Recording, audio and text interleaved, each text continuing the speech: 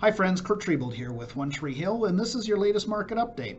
Wow, what a start to the year. The S&P 500 index gained more than 4% last week, the single best week of performance since the November election, and in total now is up nearly 17% on a year-over-year basis dating back to last February.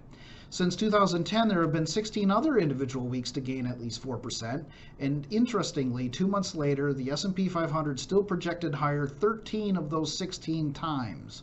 So, current signs point to the markets continuing higher.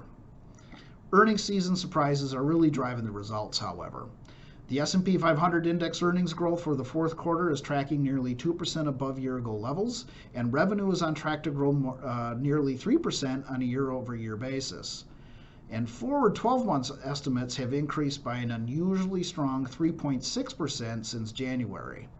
Likewise, we have raised our own earnings per share estimates on the S&P 500 from $165 to $170 per share. This also supports our belief that markets will continue to move higher throughout the rest of the year. I do have 2 words of caution. First, inflation.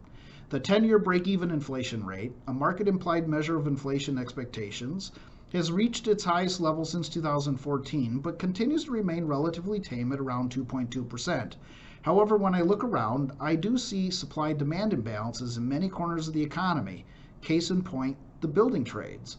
Raw materials for many building projects have skyrocketed in the past year, and this is an easy example of inflation that most of us can recognize. However, it is a potential problem in many other parts of the economy as well. So I'm watching very closely to see if the government inflation projections change as we move further into spring. In summary, though, we do not expect inflation to pick up. We do expect inflation to pick up, helped by stimulus efforts and a rebounding economy, but at this point we don't expect it to go much above 3%. Secondly, debt. The U.S. federal government debt is surpassing 100% of GDP in 2021, a level we actually haven't seen since World War II.